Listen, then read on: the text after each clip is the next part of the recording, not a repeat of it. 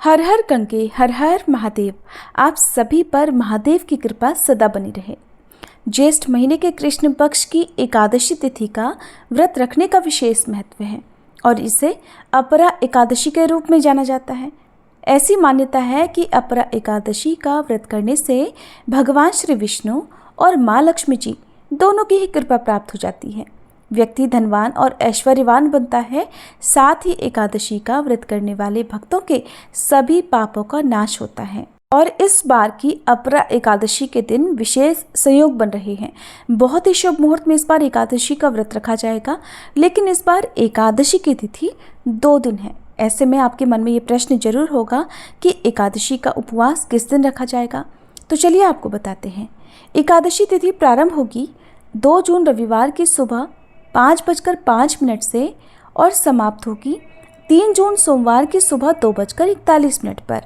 कभी कभी ऐसा होता है कि एकादशी की तिथि 2 दिन रहती है या 2 दिन एकादशी का उपवास पड़ता है, तो पहले दिन वाली एकादशी में सभी गृहस्थ जनों को उपवास रखना चाहिए। और इस तरह से इस बार 2 जून रविवार को भी एकादशी का उपवास रखा जाएगा। सभी गृहस्थ जन इस दिन उपवास रखेंगे और दशमी तिथि युक्त एकादशी को स्मार्त एकादशी और जिसमें द्वादशी तिथि भी मिली हुई हो उस एकादशी को वैष्णव एकादशी कहा जाता है। और इस तरह से इस बार 3 जून सोमवार को अपरा एकादशी का व्रत रहेगा। मोक्ष प्राप्ति की इच्छा रखने वाले भक्त या वैष्णव इस दिन उपवास रखेंगे। इस बार एकादशी व्रत के दिन आयुष्मान योग, सौभाग्य और शोभन योग बन रहे हैं और इन योगों में यदि सच्चे मन से भगवान की पूजा की जाए, व्रत रखा जाए, तो आपकी जो भी मनोकामना है वो बहुत जल्दी और निश्चित ही पूर्ण होती हैं। द्वादशी तिथि प्रारंभ होगी 3 जून सोमवार की सुबह 2:42 से और इसी के साथ हरिवासर का समय भी शुरू हो जाएगा।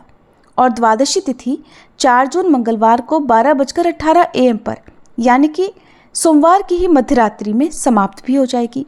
और हरिवासर का जो समय है वो 3 जून सोमवार को सुबह 8:30 बजे तक समाप्त होगा। और हरिवासर का समय बीतने के बाद ही आपको व्रत का पारणा करना चाहिए। तो जिन भी भक्तों ने रविवार के दिन एकादशी का उपवास रखा है उन्हें 3 जून सोमवार को व्रत खोलना होगा सुबह 8:35 से 9:55 के बीच में। और जिन्होंने 3 जून सोमवार को एकादशी का उपवास रखा है वे भक्त 4 जून मंगलवार को अपना व्रत खोल सकेंगे सुबह 5:44 से 6:25 के बीच में। यदि एकादशी का व्रत निर्धारित मुहूर्त में नहीं खोला जाता है तो व्रत अधूरा रहता है और ऐसे व्रत को भगवान श्री हरि स्वीकार भी नहीं करते हैं। इसलिए व्रत हमेशा निश्चित मुहूर्त में ही खोलना चाहिए।